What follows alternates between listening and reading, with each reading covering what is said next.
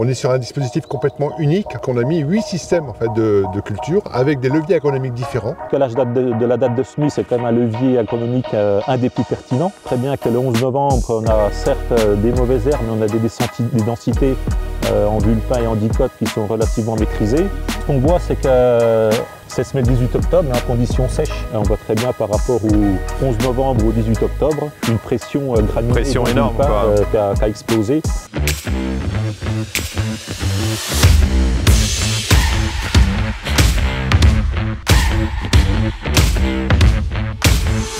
Bonjour tout le monde, alors on se retrouve sur une nouvelle vidéo Agritech TV où on va voir un petit peu de technique et de levier d'agronomie accompagné, j'allais dire, de l'activité de chimie. Alors bonjour, je suis avec Dominique, ça va? Ça va bien Thierry. Bon, ici on est en train de voir un essai. Explique-nous un peu ce que vous faites dans cette parcelle du Champfriand.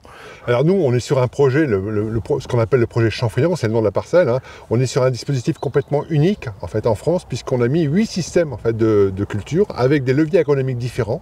Depuis 10 ans, en fait, on a un historique en fait, depuis 10 ans et on regarde en fait, l'importance en fait, de ces leviers agronomiques sur les pressions de graminées notamment. D'accord, alors ici on est en Bourgogne, voilà, au Côte d'Or exactement, pas très loin de Dijon. On a des particularités de terre, voilà, avec de l'argilo-calcaire, des terres pas forcément évidentes, des hauteurs et puis des froids assez importants dans cette partie-là. Donc une parcelle, j'allais dire, qui est assez typique peut-être du secteur, des rendements pas forcément trop élevés. Donc là, il faut arriver à trouver les bons leviers agronomiques pour pouvoir avancer, c'est ça? Tout à fait, en fait, on est sur une altitude de 550 mètres, hein, donc des plateaux assez froids, en fait, froid l'hiver et puis chaud en été.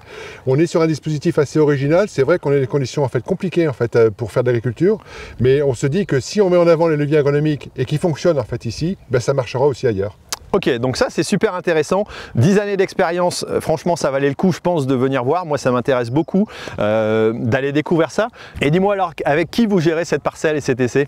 Alors on a la chance en fait de travailler depuis 3 ans en fait, avec Alliance BFC et c'est Vincent donc, qui est en charge en fait, de l'animation et la mise en œuvre de cet essai. Ok, bon bah, je vais le rejoindre pour qu'il m'explique un petit peu le premier levier qu'on va voir, c'est-à-dire le décalage de date de semis, voilà, qui je pense est intéressant, je pense qu'il y a des résultats qui vont être sympas à voir. Tout à fait, très démonstratif. Bon, très bien, j'y vais, merci.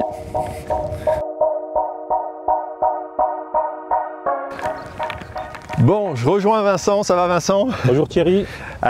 Dis-moi, le premier levier qu'on veut étudier dans cette vidéo, c'est le décalage de date de semis. Qu'est-ce que vous avez mis en place comme essai, vous, au niveau des dates et des conditions de l'année, j'allais dire? Alors effectivement, on a travaillé donc, sur ce dispositif Champfriand 3 dates de semis pour la campagne en cours. Donc un semis précoce, généralement qualifié autour du début octobre. Là, on a semé le 26 septembre. D'accord. Après, on a semé au 18 octobre, qui est vraiment la date optimale pour décaler la date de semis. C'est ce que font certains agriculteurs. Les pratiques se font en semis précoce ou on décale un petit peu, c'est ça? Oui, semis précoce dans les parcelles où il n'y a pas trop de mauvaises herbes. Et vraiment semis décalé quand on commence à avoir des vulpins forte densité, plus ou moins résistants. Et cette année, on a également une date de semis qu'on a qualifiée d'hyper tardive, le 11 novembre. Dû à quoi? Alors dû effectivement au contexte de l'année de l'automne 2023, avec un automne très sec. Ici, les pluies sont arrivées le 18 octobre et on s'était dit qu'on n'avait pas fait de faux semis. Donc on s'était dit on va encore essayer de gratter une semaine, plutôt semer au 20-25 octobre. Pour essayer de faire des faux semis? Pour réaliser un faux semis supplémentaire qui fait souvent la différence pour notamment aider les efficacités des herbicides racinaires. Et cette année, la pluie elle était incessante du 18 quasiment tout l'automne et on a eu une fenêtre de tir le 11 novembre qui nous a permis de venir semer nos blés le 11 novembre, qui a une pratique qui n'est pas forcément habituelle dans le secteur parce qu'ici on est quand même sur un plateau assez haut, 500 mètres d'altitude, et semer des blés aussi tard, des fois ça peut poser problème. Dis-moi un petit peu, qu'est-ce qu'on peut constater, j'allais dire, comme élément par rapport à ces 3 dates de semis entre les témoins et puis j'allais dire, le travail classique? Aujourd'hui, ce qu'on voit, c'est que le décalage de la date de semis, c'est quand même un levier agronomique un des plus pertinents. Là, on voit très bien que le 11 novembre, on a certes des mauvaises herbes, mais on a des densités en vulpin et en dicote qui sont relativement maîtrisées. Ici, on est sur un témoin non traité? Non traité de l'année. Témoin de l'année, parce que vous avez des témoins pluriannuels, c'est-à-dire que là-bas, vous n'avez jamais traité. Et là, ici, c'est non traité de l'année en termes de désherbage, d'accord. Donc on voit un petit peu les densités. Ouais, donc là on voit qu'il y a quand même pas mal de mauvaises herbes. Il y a un petit peu de monde, ouais. Voilà, on a des Scandix, on a du Vulpin, mais relativement pour un témoin non désherbé, c'est pas trop mal. On voit encore du blé. On voit encore du blé. D'accord. On verra que dans d'autres systèmes où, donc là c'est la partie qui a reçu le programme d'herbicide à l'automne. D'accord, là on voit quand même une différence, on est très bien et on a un blé qui est relativement beau quoi, pour, j'allais dire pour une date de semis quand même assez tardive dans ce secteur-ci quoi. Voilà, c'est la surprise de cette année, c'est qu'on a quand même un automne et on voit quand même peut-être un réchauffement climatique dans ces plateaux en altitude avec des blés. Parce qu'ici on aurait pu avoir à des périodes des gelées aussi importantes, donc ça aurait été problématique. On peut avoir des gelées assez conséquentes en sortie d'hiver, oui. Ok, deuxième modalité c'est quoi? Eh ben, deuxième modalité, on va regarder donc une deuxième date de semis. Ouais. Comme ici, on est sur un semis au 18 octobre. D'accord. Qui est un peu la date de semis qui nous permet d'aller gagner un faux semis supplémentaire. Ouais, donc ça c'est une date de semis, j'allais dire, habituelle pour un décalage et pas extraordinaire. Alors on a présence, j'allais dire, un peu de févrole. Ça c'est parce qu'il y a un autre essai qui est mis en place dans cette parcelle. On essaie aussi d'appréhender la partie plan de campagne. D'accord. Sur cet essai. En colza. Et là ce qu'on voit cette année, c'est que la date de semis au 18 octobre, de notre témoin ici, témoin non traité de l'année, hein, on est d'accord. Et en fait, là, ce qu'on voit, c'est qu'on n'est pas satisfait parce qu'en fait, c'est lié au contexte de l'année, c'est qu'on n'a pas réussi à faire de faux semis. D'accord. C'est semé le 18 octobre, mais en conditions sèches. Et donc, il n'y a pas eu de faux semis entre la récolte du colza et le semis du blé. Ouais, on aurait eu un automne, un mois d'août, septembre pluvieux, qui aurait permis de faire des faux semis, comme ici en plus on a un travail du sol. On peut faire des faux semis en déclenchant des faux semis avec la RC Tri par exemple. Bah là on n'a pas pu le faire, il faisait trop sec. Voilà. Donc là on est un peu déçu, mais c'est lié au contexte de l'année. Pas évident. Voilà. Là ici on est sur la même partie, mais avec la différence c'est que là on a désherbé, hein, voilà. Donc on n'est plus sur la partie témoin. Bon, c'est quand même très propre. Elle est bien, la partie racinaire du produit a bien marché. Ok, donc on voit déjà que le fait de décaler, alors on va peut-être aller voir la première partie qui a été semée plus tôt pour voir la différence, mais ici on est pas mal aussi quoi. Voilà. Avec un blé qui est un peu plus développé aussi parce que semé un peu moins tardivement. Au 18 octobre. Voilà, ok. Allez, troisième partie. Et si on va aller voir la troisième date de semis. Ah oui, quand même. Voilà, d'accord. Donc là on a un beau visuel. D'accord, 26 septembre, c'est ça? Voilà, donc là on a semé notre blé le 26 septembre.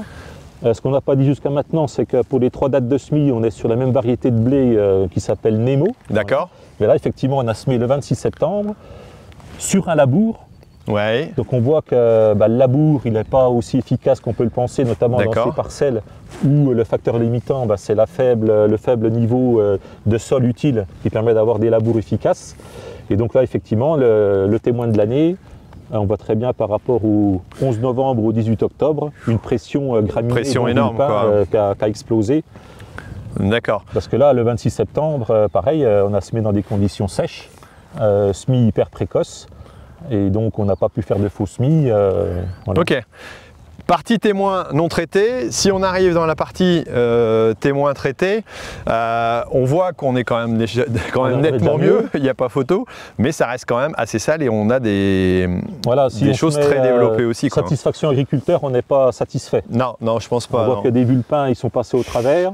Ouais, et là, pour rappeler le contexte de l'année, pas de faux semis, semis précoces. On a voulu attendre vraiment des conditions de sol humide pour bien positionner le racinaire, parce qu'on sait que les herbicides racinaires avec des sols humides, ça marche quand même mieux. D'accord.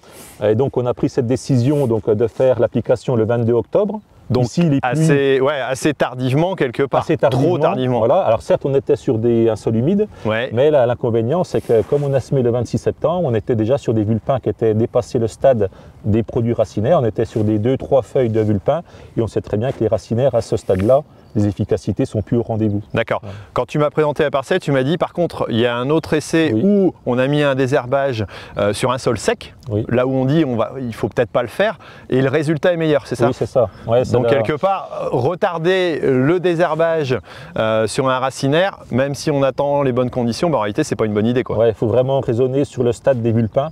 venir positionner l'herbicide racinaire, même si sur un sol sec. D'accord. Voilà, après, si on voudrait l'appliquer puis avoir de la pluie juste derrière, ça serait le top. Oui. Mais vraiment cibler le stade des vulpins pour déclencher l'herbicide racinaire. Donc, premier choix pour l'herbicide racinaire, c'est de déclencher au moment où on est au bon stade du vulpin en lui-même, quoi. Parce que attendre les meilleures conditions, parfois, c'est pas surtout sur une année compliquée comme cette année aussi, quoi. Tout à fait.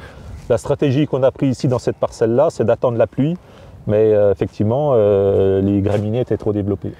Ok, je sais que vous avez fait un petit tableau parce que sur les 10 ans d'expérimentation, de voir un petit peu l'écart qu'il y a entre un semis précoce et un semis un peu plus tardif en termes de rendement. Oui. On peut aller jeter un œil dessus? Allez. Ok, alors explique-moi un peu le tableau que je comprenne, parce que là on voit qu'il y a un trait et il y a toujours des points verts au-dessus. Oui. Ça veut dire quoi ça? Alors en fait ça c'est une synthèse de 10 ans d'expé sur la plateforme de Fromenteau. C'est qu'en fait on a pris uniquement le rendement des témoins zéro herbicide. Oui. Donc en abscisse on a le rendement des témoins en semis précoce. D'accord, donc là ça veut dire quand on sème précocement, quel est le rendement? Voilà. Ok. Et là en ordonnée on a le rendement des témoins zéro herbicide mais en semis décalé. Donc généralement ici on sème après le 15 octobre. D'accord. Là c'est plutôt des semis au 25 septembre. Et on voit très nettement que tous les rendements ils sont en faveur du rendement en semis décalé. Parce qu'en fait ici ce qu'on mesure, l'écart de 14 quintaux, c'est la nuisibilité des adventices. Des adventices en eux-mêmes. Et les 14 quintaux c'est essentiellement dû au vulpin. D'accord. On verra tout à l'heure qu'on a aussi des dicotes à gérer dans la parcelle, voire d'autres graminées. Mais les 14 quintaux de moyenne, c'est lié à la date de semis, précoce ou tardif. D'accord. Voilà. Et il y a 15 jours à peu près de décalage entre les deux témoins. Ici, on est sur des témoins, on est d'accord? On est sur des témoins non traités, donc on exagère quelque part un petit peu l'effet, mais on voit que quoi qu'il arrive, c'est toujours une date de semis décalée qui est positive pour le rendement, quoi. Voilà. En fait, ici, on préserve le potentiel de la parcelle, alors qu'ici, on l'a vraiment handicapé, lié à la date de semis trop précoce, avec une densité de vulpin qui était nettement supérieure par rapport à des semis décalés. D'accord, et ça peut aller comme en 2022 à 0 quintot, voilà. Tout simplement pour une date de semis trop précoce, à 35 voilà, donc là, on est en orge d'hiver, décalé. Quoi. Le semis précoce de l'orge d'hiver début octobre, 0 quintot, il y avait tellement de mauvaises herbes qu'il n'y avait plus d'orge, et là le semis décalé au 15 octobre, on était à 36 quintaux d'orge. Donc, conclusion, décaler son semis, alors peut-être que dans les conditions de l'année, décaler trop, on peut prendre un risque aussi, mais a priori c'est payant tout le temps, quoi. Voilà. Là, ce serait que cette année, c'est à l'extrême le 11 novembre, mais après le 15 octobre.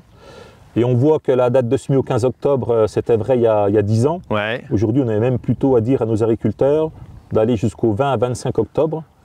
Parce qu'on voit que le changement climatique, il est là. Et donc, on essaye de garder encore un faux semis supplémentaire après le 15 octobre pour refaire la différence. Ok, mais alors on voit qu'il y a vraiment un effet de décalage de date de semis. Alors vous avez même fait un petit panneau sur lequel on voit 38% de décalage entre le 26 et le 18 et encore on arrive à 60% en arrivant au 11 novembre. Donc on voit que la pression vulpin ici, on passe de 124 à 51 au mètre carré, diminue drastiquement avec ce décalage. C'est vraiment le levier le plus important, quoi. Tout à fait, hein. On a vu la partie rendement. Et là, on voit les comptages qu'on peut réaliser régulièrement dans nos systèmes de culture pour vraiment montrer l'intérêt du décalage de la date de semis pour faire baisser cette densité de vulpin. Effectivement, là, entre les trois dates de semis, moins 40, moins 60%, les chiffres sont parlants. On voit bien que le décalage de la date de semis permet d'avoir 51 de vulpins à gérer au 11 novembre, qui va aider l'herbicide racinaire à contrôler cette population-là. On imagine que le même herbicide racinaire, même dose, avec des vulpins à 124 pieds par mètre carré, il sera nettement moins efficace. Bien sûr. Voilà. Donc l'UEV pour améliorer son efficacité herbicide, décaler sa date de semis. Première conclusion de cette première vidéo. Merci de nous avoir regardés. Dites-nous vous ce que vous en pensez et si vous appliquez éventuellement des décalages de date de semis, si vous avez déjà eu des résultats, parce que ça peut être intéressant en fonction des régions et du type d'activité que vous avez. Nous on se retrouve très bientôt avec Vincent et puis Dominique ici au Champfriand pour d'autres vidéos. On va étudier d'autres leviers, entre autres le type de travail de sol, culture, labour, TCS, semi-direct. Voilà, dans une prochaine vidéo. Et puis je vous mets la playlist juste ici en dessous pour pouvoir voir toutes les vidéos. Merci de nous avoir suivis, merci Vincent pour cette présentation et à très bientôt sur Agritech TV. Et ciao.